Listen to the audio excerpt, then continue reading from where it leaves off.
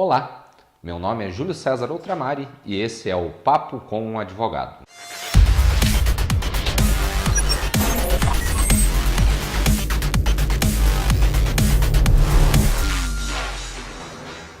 Esse é o primeiro de uma série de vídeos que vão ser postados no nosso canal que pretendem desmistificar, explicar o mundo jurídico em linguagem mais simples, ao alcance de todos.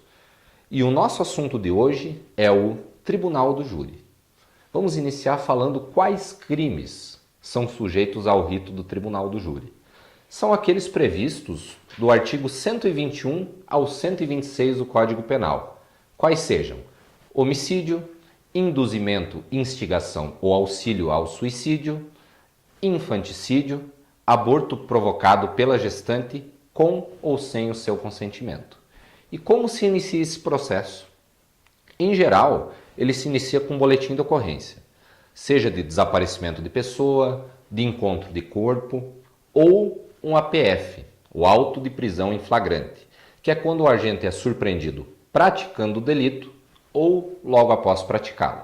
Inicia-se então o que chamamos de fase policial ou inquisitorial do processo. Nessa fase, pelo delegado de polícia, são colhidas várias provas, depoimentos de testemunhas, do réu e, se possível, da própria vítima, são realizados provas periciais, exames, laudo cadavérico, levantamento de local de crime, exame toxicológico, dentre outras circunstâncias. Eu sempre ressalto a importância da presença do advogado nessa fase do processo. Em que pese essa prova não vai ser usada diretamente depois, porque precisa de ratificação em juízo, é muito importante que o acusado preste a sua versão nesse momento e forneça as provas que conduzem a essa conclusão. Porque o que é realizado na fase policial é precedido de investigação, de diligências e que, se necessário for, serão realizados pelo delegado de polícia, tendentes a comprovar até mesmo a alegação do réu. Após, então, essa fase policial, com a elaboração do relatório de inquérito pelo delegado de polícia, o processo é remetido ao promotor de justiça, que pode trilhar dois caminhos nesse momento. Seja a denúncia, quando ele se convence que o réu praticou aquele determinado delito e que não está cobertado por nenhuma excludente de licitude, ou pedir o arquivamento, quando, por exemplo, ficou comprovado que o réu agiu em legítima defesa.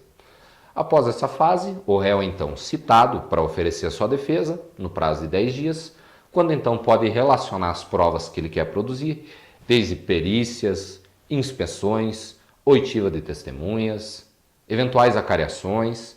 Tudo isso é o momento então do réu pedir essas provas, no momento da defesa. Posteriormente, a defesa é marcada uma audiência, onde vão ser ouvidas testemunhas, a vítima, quando possível, e também interrogado o réu, que é quando ele presta uma segunda versão sobre o mesmo fato. Terminada a instrução processual, então as partes têm 10 dias para oferecer alegações finais, que nada mais é do que fazer um apanhado de toda a prova que foi colhida, e então o processo segue concluso ao juiz para a elaboração da sentença de pronúncia. A pronúncia ainda não é a sentença definitiva, ainda não é aquela sentença que vai dizer se o réu vai ser condenado, absolvido, se ele vai ter a sua conduta desclassificada, mas um mero juízo de admissibilidade dizendo se existem ao menos indícios de que o réu praticou aquele delito ou como praticou. Portanto, essa sentença de pronúncia é a que vai delimitar o que vai ser debatido em plenário posteriormente. Passada essa fase, então, essa sentença é atacável mediante recurso em sentido estrito e após, então, esgotados todos os recursos cabíveis, o processo é preparado para julgamento em plenário. Consiste, então, na intimação das partes, na fase do artigo 422 do Código Penal, para que digam quais provas pretendem produzir em plenário, se pretendem a oitiva de testemunhas, a inquirição da vítima, quando, no caso de homicídio tentado, por exemplo. Também se pretendem apresentar documentos, requerer ofícios. Então esse é o momento, na fase do artigo 422 do Código Penal. Código de Processo Penal, perdão. Então, há um sorteio de jurados, onde são sorteadas 25 pessoas residentes na comarca, de reputação ilibada, que não ostentem condenação criminal, para então o processo ir de fato a plenário. Inicia-se então sorteando os 7 jurados que vão compor o conselho de sentença, sendo possível a recusa de 3 jurados por cada parte, sem ser necessário motivar essa recusa. E então são ouvidas nessa ordem testemunhas de acusação, de defesa e interrogado o réu. Após o interrogatório, então, iniciam-se os debates. A acusação tem 1h30 para expor a sua fala, expor a sua tese, seguida de 1h30 pela defesa. As principais teses, no que concerne à acusação, ela deve sustentar a materialidade delitiva, a prova de que aquele delito ocorreu, e a autoria, a prova de que foi o réu que praticou aquele determinado fato. Alguns promotores de justiça, indo além, gostam de antecipar a tese de defesa. Já a defesa, ela tem uma gama enorme de teses, a depender da prova que foi produzida, da situação propriamente dita. Mas as principais, as mais corriqueiras, são inicialmente a absolvição, que a defesa não é obrigada a pedir de forma alguma.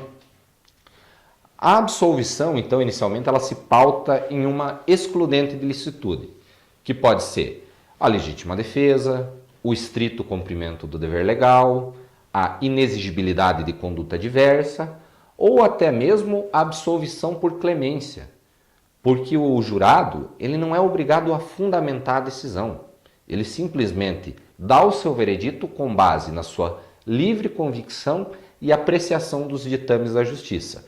A defesa também pode sustentar uma desclassificação, por exemplo, de um homicídio tentado para uma lesão corporal, a existência de préter dolo, um exemplo muito usado pela doutrina é quando o réu dá um tapa na vítima que vem a cair, bater a cabeça e falecer, mas o dolo seria então de praticar lesão corporal, a participação de menor importância, quando o réu de fato participa do delito, mas a sua conduta em que pese ter contribuído para o resultado não é essencial. Os privilégios, primeiro consistente no relevante motivo de valor moral, quando, por exemplo, o pai mata o assassino da filha, o estuprador da filha, ou sob domínio de violenta emoção após injusta provocação da vítima. Quando, por exemplo, o réu mata a vítima após ter sofrido uma agressão que lhe causou uma comoção, um estado de anomalia das suas faculdades mentais. Também é possível pleitear a exclusão das qualificadoras, quando, por exemplo, o Ministério Público captura um homicídio duplamente qualificado pela dificuldade de defesa da vítima e pelo motivo fútil, a defesa pode sustentar a exclusão dessas qualificadoras. Terminadas, então, as exposições, são elaborados os quesitos, que são perguntas de forma objetiva, realizadas pelo magistrado presidente aos jurados, indagando, por exemplo, se aquele crime ocorreu, se o réu foi o autor daquele crime, se o réu deve ser absolvido, se acolhe as teses de defesa, se aquele homicídio foi qualificado ou não, se há existência de privilégio.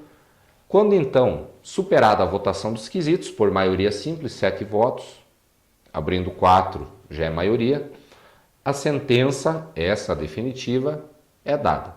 Nessa sentença, então, é decidido a quantia de pena que o réu vai levar, se o delito é hediondo ou não, se ele vai cumprir essa pena em regime semiaberto, aberto ou fechado. Então, terminada então essa fase, dada a sentença, é cabível o recurso de apelação.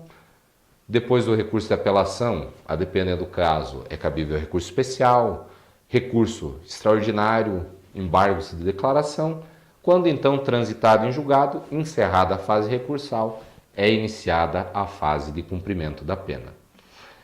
Então, pessoal, sem a pretensão de ser um debate exaustivo, isso é praticamente assim que funciona o Tribunal do Júri, dadas algumas peculiaridades, mas basicamente é assim que funciona. Questões técnicas, teses que já foram utilizadas, questão recursal, prazos, isso pode ser objeto de um próximo debate. Mas por hora fica meu obrigado e até o próximo vídeo.